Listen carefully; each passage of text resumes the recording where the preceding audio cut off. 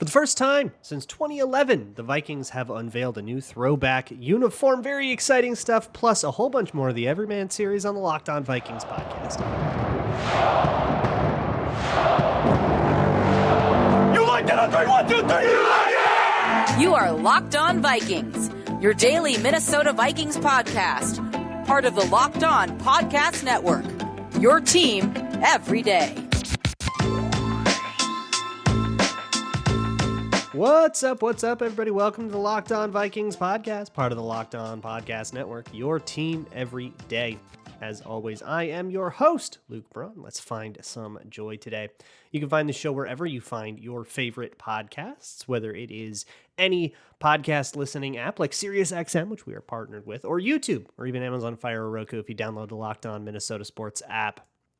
And a special shout out to those of you who do listen to this show every single day, especially as we get a little closer to camp and a lot more people going to start showing up and start paying attention to the Vikings.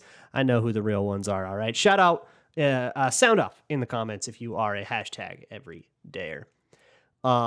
Today on the show, I want to quickly mention the new uniforms. There's not like a whole bunch to say about it, but I will let you know what you maybe are wanting to know about that. And then we'll get back into the Everyman series with a kicker battle. It's a weird thing, a kicker battle. And a lot of players, including both of the kickers, have taken a bit of time away from football in their careers, only to find themselves here converging on the Vikings. And what that meant to all of them is very different, very interesting.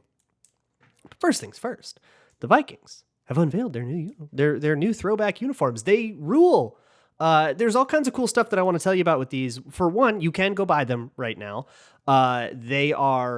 You should know that they are not stitched. I saw a lot of people saying that. I don't actually know what that means, but it seems like people cared to know it. So they are not stitched uniforms, or the like Fuse versions are not stitched uniforms. So be aware of that, because I think the more expensive version might not be the one you actually want. If you are going to go get that, you can only get a few limited players right now. Jefferson, Cousins. I think you can get TJ Hawkinson. You can get an old Randy Moss, which is super sick. And a couple of other like select players. Weirdly, you can't get a CJ Ham, which Vikings using CJ Ham, like featuring him heavily as one of the models for the new uniforms, but you cannot buy a CJ Ham version of it. I honestly might have, but I'm sure that's around the corner. I'm sure that'll come eventually if you just wait. They are inspired by sort of a hybrid, I guess, of the 60s and 70s version, which most of it is. The sleeves are 60s and 70s. They've got the helmet that's 60s and 70s with the gray face mask and a simplified logo on the side. The horn on the helmet doesn't have any of the shadowing, the black outline. It just has the like yellow glow around it, the yellow drop shadow basically. And the horn is a little bit longer. So that all looks like the 60s and 70s. The numbering has a yellow outline, which is from like the 90s and 2000s, the Carter Moss era. And they're wearing, I don't know if the pants actually changed from one era to the next, but they've got that like stripe on the pants that we don't really see anymore. Very, very cool look. I'm a huge fan of it. I'm definitely going to get one. I might wait for a player that I want. Maybe I'll wait for CJ Ham, or I might get the Hawkinson one if he does indeed sign the extension. But either way, I would like now to shift gears entirely and continue with the Everyman series. We are profiling every single player on the 90-man roster, and I've got 4 of them to get to today. So we are going to be crammed, maybe go a little long. Hope that's okay with you. But I wanted to do both the kickers because there are some weird parallels to them, and we have a kicker battle, as we always do. I don't know how real the kicker battle is. There's a lot of guaranteed money in Greg Joseph's contract that sort of signals that they might not actually be intending to actually make him fight for his job all camp. But either way, I mean, there's another kicker in, and he is fighting for, if nothing else, a spot on the Rolodex if Greg Joseph gets hurt or something like that. Jack Podlesny would be the guy that gets the call. But for Greg Joseph, I think his story is a great example of how utterly weird it is to be a kicker. The life of a kicker is absolutely bizarre. Greg Joseph grew up in Johannesburg, South Africa. And he doesn't remember, he moved when he was 7, so he doesn't remember a whole lot from those years, but he does remember mostly like being part of his Jewish congregation. At 7, they moved to Boca Raton, Florida. And if you ask Greg Joseph now, he seems to me a little bit more like he's just a South Florida guy. He loves South Florida. He is absolutely enamored with it. He loves the weather. He's a beach kid. Like, he loves it. He went to Jewish day school, played soccer and football, but he honestly preferred soccer, which is not uncommon among kickers. So coming out of school, he wasn't like a big football presence. He kicked and he was good, but he couldn't actually get a scholarship. He took a walk-on offer at Florida Atlantic, FAU. And walk-ons have to earn their scholarship. They have to kind of make the team. It's not unlike an undrafted free agent now, sort of these long shot types. And anytime they do make the team and get their scholarship, it's a great story. But if you go as a preferred walk-on, which is essentially, yeah, you're a walk-on and we have some roster spots available. We'd like you to have that, but we're not going to guarantee it. And then you don't actually make the team. You are just a student at FAU. And that's what Greg Joseph was, just a student at FAU. When he got there was like a redshirt senior that was the kicker that was never going to be moved off the spot. So he basically got to spend his freshman year not really worrying too much about football. Honing his craft, staying in shape and all that stuff, but also just kind of being a freshman in college, focusing on his classes, focusing on, making friends and enjoying like the life that is college and sort of the step in growing up that your first year of college is. He's really grateful for this sort of time off. This is the first player, and all of these players took at least a year away from football at some point in their time. And for Greg Joseph, it's where I think he sees it as a place where he grew as a human. The next season, he is the kicker for FAU. He'll be the kicker for the rest of his 4 years in college. He'll use all 4 years of his eligibility. And he has a pretty good career at FAU, ends up going to the Dolphins as an undrafted free agent. However, the Dolphins also draft a kicker that year, and that's Jason Sanders. So they will keep him. I think they still have him. So it's, again, this kind of like, yeah, I'm here, and I'm going to try to make the team, but I don't really have like a real shot. He'll go then to the Browns, who also drafted a kicker, but that was Zane Gonzalez, who melts down entirely in 2018. We all might have missed it because it was like a week after Daniel Carlson melted down, and we were all still freaking out about that. But then Zane Gonzalez did the same thing, total kickpocalypse, and he gets cut. The Browns bring in Greg Joseph off of the Dolphins practice squad, and he'll kick there for like a year and a half. He won't make the team the year after that because they draft a kicker now. They draft Austin Seibert.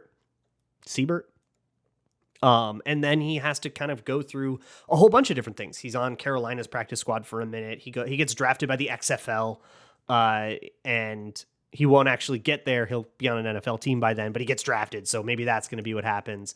And then Tennessee has a problem. Ryan Suckup gets hurt. So now we got to bring somebody in. They go and they call Greg Joseph. And you might remember the 2019 Tennessee Titans having this really weird run. They made it all the way to the AFC Championship game, beating the Patriots and then upsetting that Lamar Jackson MVP Ravens year. That Greg Joseph was on the team for that whole thing, but he never kicked any field goals because the Titans kept scoring touchdowns. He didn't kick until the actual AFC Championship game itself. Then afterwards, the Titan will bring in Steven Gostkowski, and once again, Greg Joseph is on the street. He will spend most of his 2020 somewhere in Tampa's organization. I think he's only active for like one game, but it is a $20. He does end up getting a ring out of that.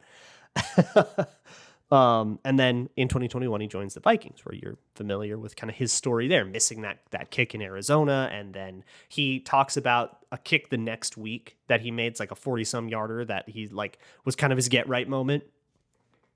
And all the game winners he made last year. But through all of this, there's these like ups and downs. There's getting cut and getting in these situations where you don't really have a chance, and then getting in situations where you do have a chance, but you don't win the competition. And then you do have a chance, but you do win the competition, like Greg Joseph did. There's all sorts of weird ups and downs, and for a kicker, you have to have a certain outlook. Which brings me to Jack Podlesny. He took his time away from football a little bit earlier in his career. It was his sophomore year of high school. And again, he was focusing on soccer. But his high school coach knew he had seen this kid kick a football before and said, hey, your leg is insane. You just need a little bit of technique. Learn how to kick for field goals over this year. You can play soccer, but just like in your yard, practice it and come back junior year. Comes back junior year and he's a god. And kicks really well for those last 2 years of high school.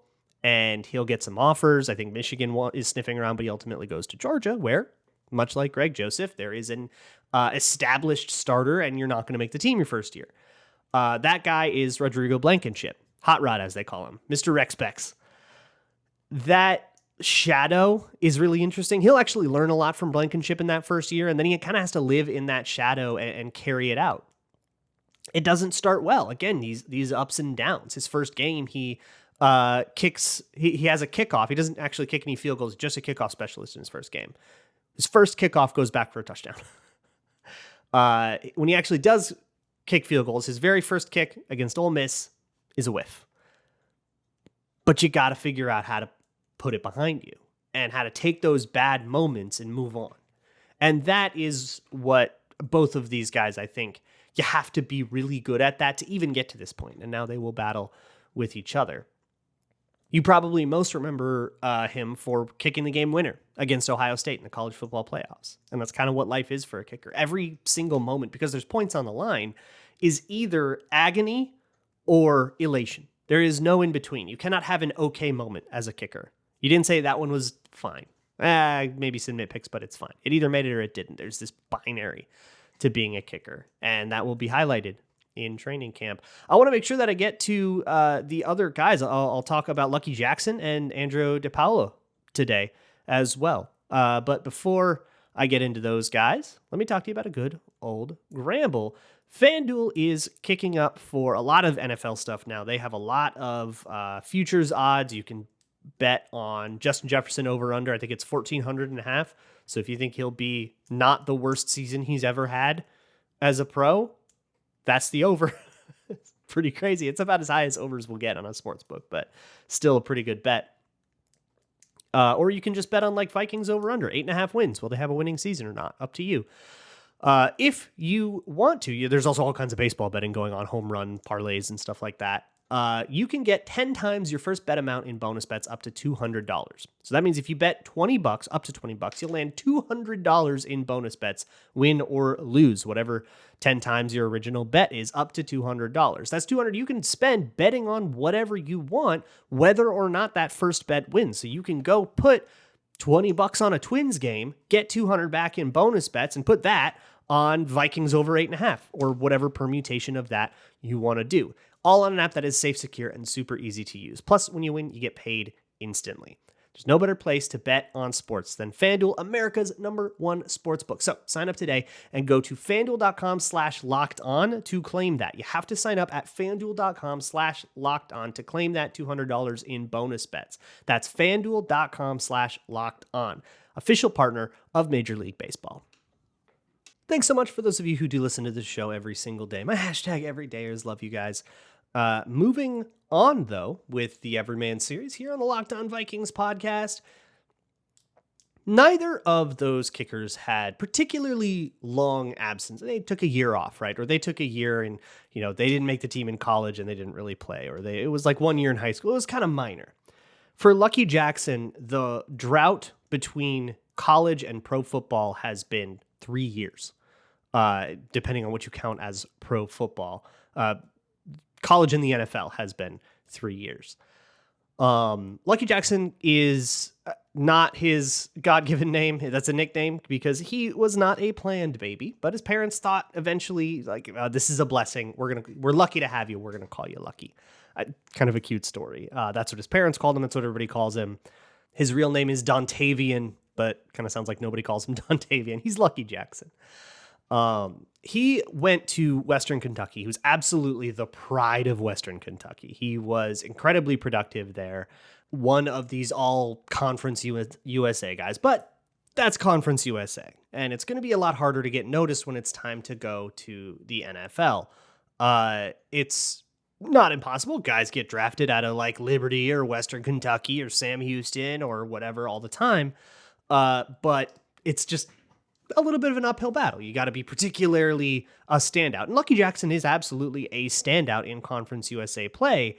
But the timing of this is very unfortunate because his last season will be 2019, which means his pre-draft process is unprecedented.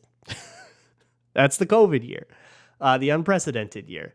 Now, look, the pre-draft process for COVID, it was weird, but it ultimately did end up like when you're Justin Jefferson, when you're Tua Tagovailoa, Joe Burrow, you're not going to be necessarily impacted that hard by COVID. Teams can see you on tape. Everybody's watching LSU and Ohio State and Alabama. Everybody knows about you enough, and then it's just about doing the meetings on Zoom instead of in person. It's like not that different. But for somebody at Western Kentucky, somebody in Conference USA, that is going to have an outsized effect on your draft process because people aren't as tuned in to Western Kentucky. Scouts aren't watching Western Kentucky nearly as keenly. Now they'll go to Western Kentucky's pro day every year and maybe you stand out there and then they say, oh, wow, this kid looked really good. Let me go back and watch his tape. And then your tape can speak for itself. But you got to get eyeballs there in the first place. And it's really hard because Western Kentucky's pro day is scheduled for March 19th, 2020. Now, to give you a sense of timeline, March 11th, 2020 was the day the NBA shut down and Rudy Gobert touched all the mics, and that kind of kicked off this like cascade of a bunch of shutdowns and all that stuff. 8 days later is the pro day. And there's actually video you can find of him like running his 3-cone and running a 40 and stuff. And if you look at the background, there's bleachers. Nobody's there. It's 8 days after the pandemic was like at its peak. Nobody knew anything about COVID. Nobody was traveling. Nobody's going anywhere. Nobody's going to work. Nobody's going to the grocery store, right? We had a toilet paper shortage. Nobody was going to Western Kentucky's pro day. It's unfortunate because he showed out really well at that pro day, but he didn't get any looks. Lucky Jackson will not get drafted. He will not get signed as an undrafted free agent. He will not get so much as a rookie minicamp invite. He goes nowhere. The phone never rings. Lucky Jackson thought he had a shot to maybe sneak in 6th, 7th round, that kind of thing. His phone never once rings. Talk about other undrafted guys where you got 10 teams calling you. Nobody called Lucky Jackson in 2020. And he just kind of had to wait. There is this point after college where you've done everything. You've done your pre-draft. You've done whatever you're going to do at the combine if you're going to do it.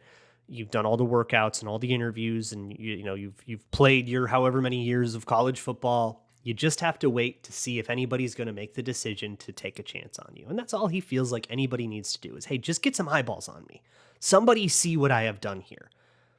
But you're not going to get that at Western Kentucky. Ultimately, his phone will not ring for a year and a half. He stays in shape. He stays optimistic. But it feels like this just didn't happen. And that is the case for lots and lots and lots of players. I mean, like 2,000 players declare for the draft. You draft like 250 of them. Everybody brings in maybe like 400 more go in as like rookie mini camp or undrafted guys. Everybody else is done and they got to go find a job. That's where Lucky Jackson is. But he's one of the lucky few that gets a call from somewhere else. That somewhere else is a whole other story. That's going to be an expose on 30 for 30 someday is the Spring League. You probably haven't heard of the Spring League. If you have, you probably didn't even realize it was still going. And you are right. It is not. Its final season was the 2021 spring. The Spring League was a very small operation done at very low cost that was spring football before the XFL or even the AAF. This was spring football that was kind of a training ground and an extra proving ground for players like Lucky Jackson, guys that didn't end up getting any invites to camps or anything like that, or reclamation guys. Johnny Manziel played in it once. But it is a really weird, like you kind of have to pay your own way. The pay of the Spring League is kind of nothing. And it's really hard to be a part of. It's almost nobody's ever looking at it, but it's something, right? Let me get out on a field and let me do something. He'll play for the Blues, the TSL Blues, the Spring League Blues. And that will be just enough to get him an invite to Winnipeg to try out for the Blue Bombers in the Canadian Football League. And he will not make the Winnipeg Blue Bombers. Like, I cannot emphasize enough how dead this dude's career is. Like, it is so never been more over for anybody ever. But it wasn't, because then he gets another call. And this is the one that's actually going to unlock things. He gets a call from the DC Defenders of the XFL, the rebooted XFL, that actually is going to get through a season this time. 2023, The Rock has it, and the DC Defenders want him. And something there clicks, where he will become the number one premier wide receiver for the DC Defenders, for the best team in the XFL for most of it. They choked away the championship, but they were the kind of the royal team of the XFL. He is the lead receiver. He's very dynamic, and suddenly, eyeballs. Starts getting a little bit of hype as people are watching the XFL. Chad Ochocinco is like, that Lucky Jackson dude's legit. He's got a funny name, and he ends up kind of cashing in on that. He's a merch brand now. You can buy sweaters with like clovers on them. They're the Lucky Jackson brand. It's suddenly there is publicity, and you can see what Lucky Jackson can do. Sure enough, he gets invited to camp. So I have no earthly idea what Lucky Jackson will be able to do. 3 years removed from sanctioned college football, 1 year in the XFL, absolute and total wild card. Chances are he's not going to crack what is a fairly deep wide receiving roster. But if he can get himself on the practice squad, or better yet, if he can show out on special teams and crack the roster anyways, then he can maybe start to carve out this NFL career that is only possible for a guy that can go 3 years between college and the NFL and not call it quits. That takes an unbelievable persistence. And just to get to this point, there is something remarkable about Lucky Jackson that is, I guess, worth taking a moment to appreciate. But that is not the longest absence from football on the Vikings, because Andrew DePoala, it looked even worse for him. I can't wait to tell you that story. I've told it a few times before, and I'm going to tell it again. You cannot stop me. Moving on with this Everyman episode of the Locked On Vikings podcast. Next up is the Pro Bowl long snapper. And the fact that he made a Pro Bowl last year changes the entire tenor of this story. I've told this story on this show before. I even wrote a zone coverage article about it. 2 years ago, I did this. So if you were listening back then and this is repetitive to you, enjoy it again because it rules. If not, buckle up. Because Andrew DePaola's path to NFL Pro Bowl long snapper, nothing like this will ever happen again. DePaula grew up in Sparks, Maryland, as the second oldest of 4 boys, which meant a lot of roughhousing, a lot of competition, very much a competitive jock family. But it meant he was going to play some high school football. And he was a quarterback in high school football, but he wasn't like a god tier quarterback. He was not good enough to go get Power 5 offers as a quarterback. Didn't get any scholarship offers from Division I schools, but he got 1 half-ride scholarship from West Virginia Wesleyan, and he got walk-on offers from Rutgers and a place called Towson, which meant that he had to kind of pick, do I take a chance on myself, walk on, see if I can get a whole full-ride scholarship to a better school, or do I just take my lumps in my half-ride and go play at a school nobody's ever heard of and just kind of use this as a way to get most of the way to a degree? He decides to go to Rutgers, where Greg Schiano is the coach. He will make the team ultimately as the third string quarterback for Rutgers. Their starter was Mike Teal, which, if that's a name that you remember, you need help. Or you're a diehard Rutgers fan, in which case you need help. I'm so sorry. But he also, throughout this whole time, he never wanted to be a one-trick pony. His dad helped him a lot with that. So they would, in all that backyard play, roughhousing stuff, they would long snap to each other. They would kick, they would do weird stuff, and hey, maybe that's the thing that you can do. So when it came time for them to figure out who the long snapper is, they said, hey, anybody who is not a full-on starter, does anybody want to be the long snapper? And DePaula says, yeah, hey, sure, I'll do it. Well, yeah, why not? I'll try out. Okay, come on and do it. And he was actually like really good at it. Unfortunately, as the third team quarterback, you're on the scout team, which means those responsibilities made it a little bit too hard for him to actually do the job right away and to really get as much practice as he wanted. But he also was a holder for kicks. And that actually meant that some of his first real action in competitive football, you can actually find it on my Twitter timeline. I retweeted it yesterday. A clip of Andrew DePoala throwing a touchdown on a fake field goal. He is a high school quarterback, right? In 2007 against number 2 ranked South Florida. And the starting long snapper was hurt for that game, so DePoala had to do it. Like that person that actually had the job. So he had to step in and do it, and they ended up kind of making lemonade out of lemons and making him actually try to throw a touchdown, which he did. He has one passing touchdown to his name. He would be the long snapper for a couple more years at Rutgers, and then he would actually get a chance in the NFL. But much like with Lucky Jackson, nobody came a-calling. Nobody drafted him. Nobody signed him. However, he did get a rookie minicamp invite where he could go just do the drills for the New Orleans Saints in 2009. But he did not actually make the New Orleans Saints doing that, like many do. I mean, you get 60 guys get called in. 2 of them ever make the roster. So he was one of the many that just kind of had an interesting weekend.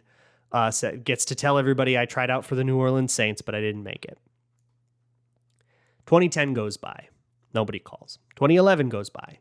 Nobody calls. He's now 2 years out of football. He's taking jobs at like Best Buy.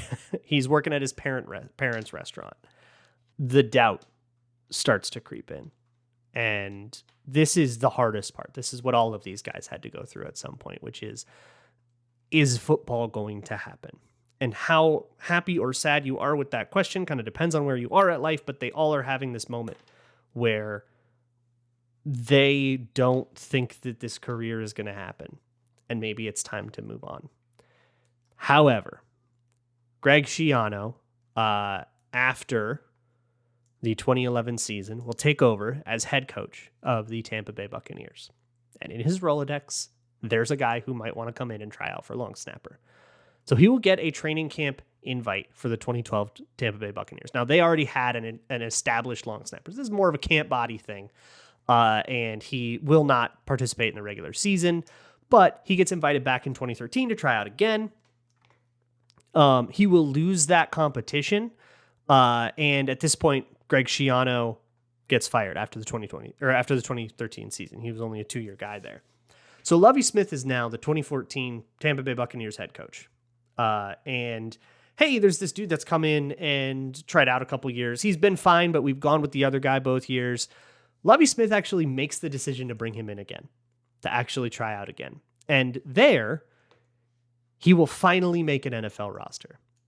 And I want to just zoom back out and look back at the road we have crossed here, from going out as a walk-on on Rutgers as a quarterback, making the team because you raised your hand and said, I'll be a long snapper and a holder, not getting any calls for 2 years until your college coach happens to move to the big leagues. He brings you in for 2 separate camps, but you don't make the team either time, and you still get another chance, and you make good on that one, and you actually go and make the team as the long snapper. And he will be the long snapper through the 2016 season for the Tampa Bay Buccaneers. There is now real significant money to that. There is momentum to that. No matter what happened before, now you are the guy that was the long snapper for 3 years. The major hurdles have been cleared, but more hurdles will come, because in the 2016 season, Andrew DePoala will tear his ACL on a kick return against the Carolina Panthers. Takes an awkward step and gets pushed over weird. He wasn't under contract anymore once he had his surgery, but the Bucs still wanted to keep him, but they got him some competition because they weren't sure how he was going to be back in the next season. He will lose to that competition. A guy named Garrison Sanborn ends up getting cut from the Bills and winning the job over there. It's now 2017, and Andrew DePaola is a total journeyman. He goes to the Raiders. He gets that job, but he popped his knee again in week 1, ending. This was 2018 when that happens. In 2019, he would go back to Carolina and try to make their roster. It wasn't until 2020, which you may have blocked out of your brain, but the Vikings had a special teams disaster class in 2020. A total mess of a season.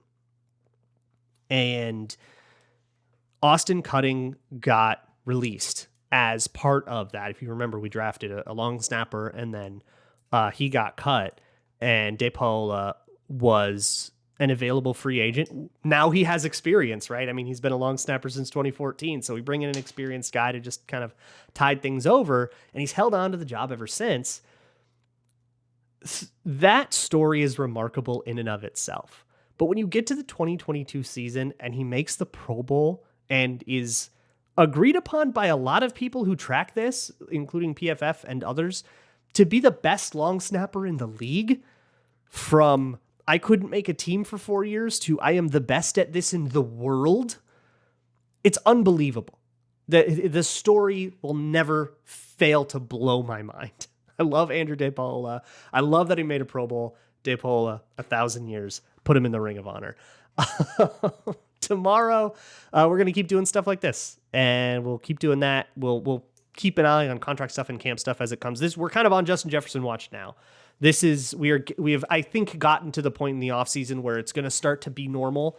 We're going to start to see 2020 draft picks get their contract extensions. We have not seen a first round pick, I think, a single one get their extension. We've seen guys that do not have a 5th-year option get their extensions, but I don't think we've had anybody get their extensions in the world of the CeeDee Lambs and the Tristan Wirfs and guys like JJ.